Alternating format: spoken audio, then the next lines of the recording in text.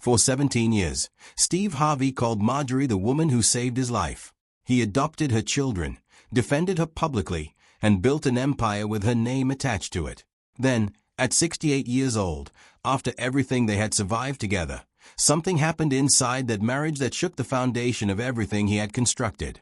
The man who preached loyalty louder than anyone in entertainment was suddenly at the center of a storm, and what triggered it was not what most people expected. In the second week of August 2023, an anonymous post spread from Twitter to YouTube to Facebook and was being treated as confirmed news.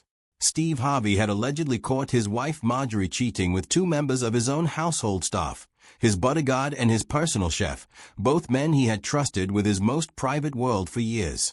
The bodyguard at the center of the rumor was a man named William Freeman, known publicly as Big Boom.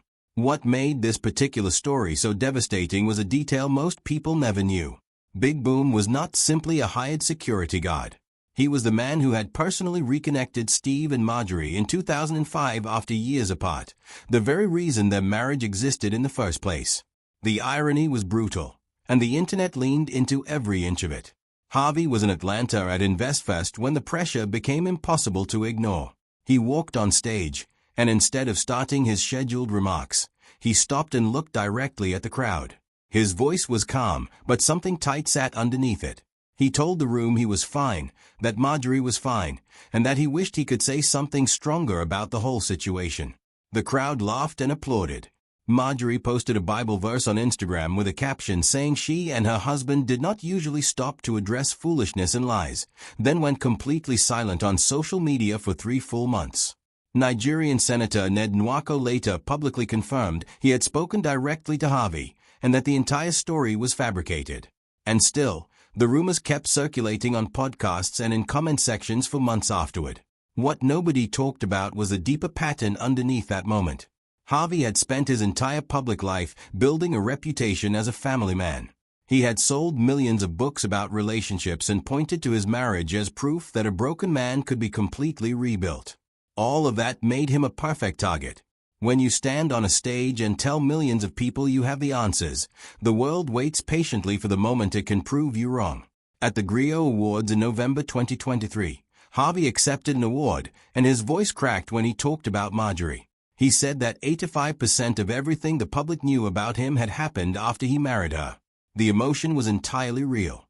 The couple later celebrated their 18th wedding anniversary in June 2025 with photographs from Lake Como in Italy.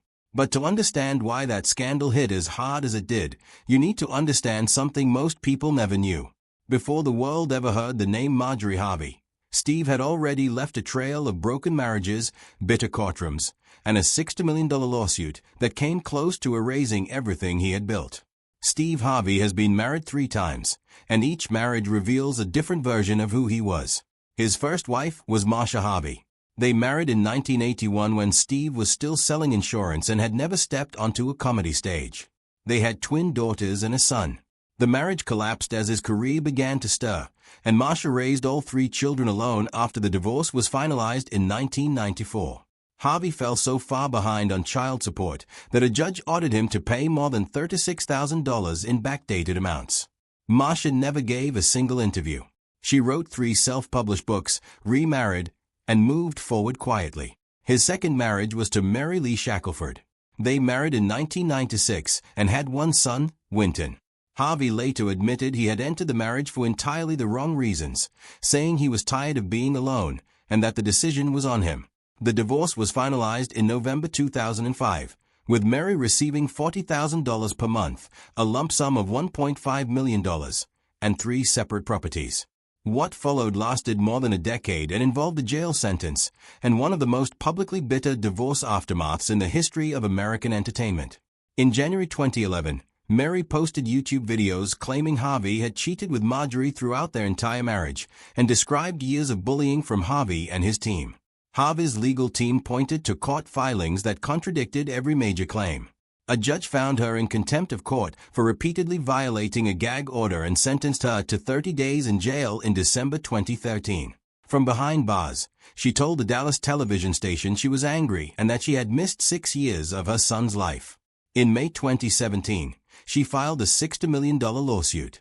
It was dismissed on jurisdictional grounds in February 2018, and she never refiled. Marjorie Bridges has a story most people have never heard in full. Her first husband was a Memphis man sentenced to life in federal prison for conspiring to distribute illegal substances. She was investigated by federal law enforcement and never charged. Steve Harvey first saw her at a comedy club in Memphis in the late 1980s. She walked in late and sat in the front row. He stopped his entire act and told the room he was going to marry her one day. They dated briefly and separated. Both married other people. The reconnect-ion happened in 2005 when Big Boom told Harvey directly that the only time he had ever seen him truly happy was when he was with Marjorie. They married on June 25, 2007. He adopted her 3 children and told People magazine that the Lord had saved his soul and Marjorie had saved his life. But redemption does not come with a guarantee of peace. On December 20, 2015, Harvey was hosting the Miss Universe pageant at the Axis at Planet Hollywood in Las Vegas. He had wanted that global platform for years. He was prepared and confident. Then he read from a card and announced the wrong winner. Miss Columbia was crowned. The tiara was placed on her head. 2 full minutes of live celebration broadcast to more than 190 countries passed before anything changed. Harvey walked back out, held up the card, took full responsibility, and announced that Miss Philippines was the actual winner. Staff physically removed the crown from one woman and placed it on another, while cameras captured every second of it. Harvey revealed afterward that the scorecard had been redesigned at the last minute without informing him, and the layout made the first runner-up appear to be the primary announcement. His apology tweet compounded things when he misspelled both countries before deleting and correcting the post.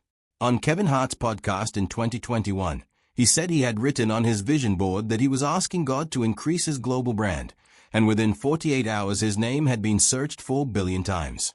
By 2020, the woman whose crown was removed had fully reconciled with him and said she loved him and that it was not his fault.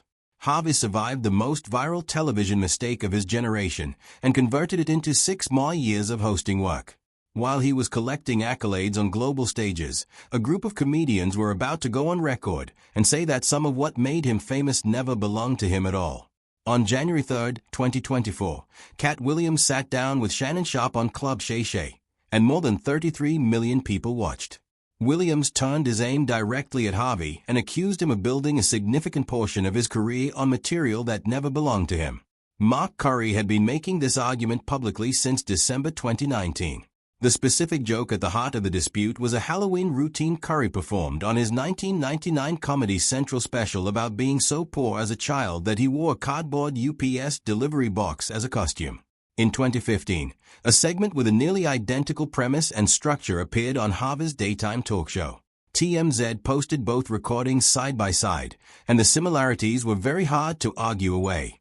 Angela Means confirmed in June 2024 that the pattern was real. Harvey's responses have been sweeping rejections without ever addressing the specific footage. He told TMZ in 2020 that he had never stolen a joke in 35 years. The accusations remain unresolved and the footage remains online. The distance between a 1976 Ford Tempo and $200 million is one of the most remarkable journeys in American entertainment history.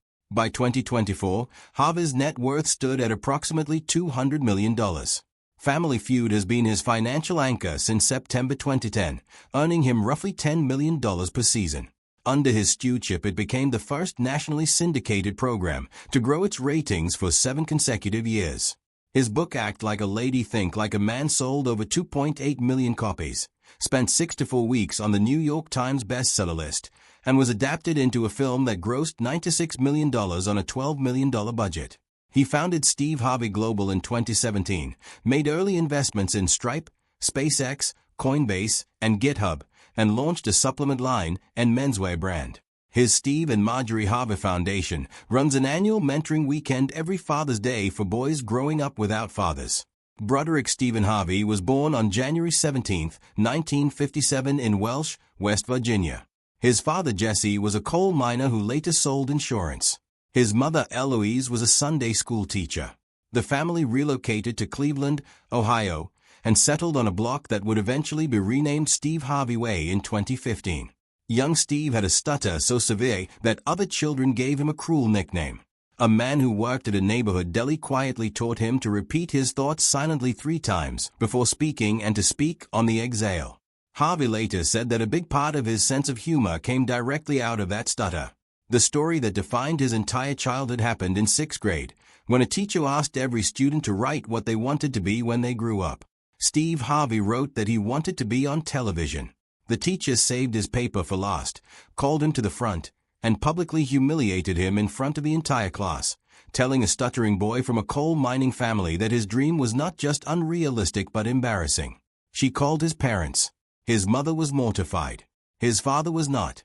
Jesse Harvey came into Steve's room that night and told him to take his paper, put it in his drawer, and read it every morning when he got up and every night before he went to bed. Jesse Harvey died on April 7, 2000 from black lung disease. Neither he nor Eloise lived to see the full height of what that paper eventually produced. When success finally arrived, Harvey sent that 6th grade teacher a brand new television every single Christmas for the rest of her life. He told her he wanted her to see him. She eventually told him she had run out of places to put them and had started giving them away to neighbors. Harvey told that story with a laugh in every interview. The laughter never quite covered what was underneath it.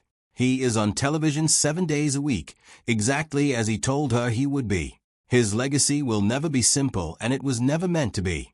He is not a saint and he is not a fraud. He is a man who wrote it all down on a piece of paper at 11 years old and refused to stop until every single word on that paper came true.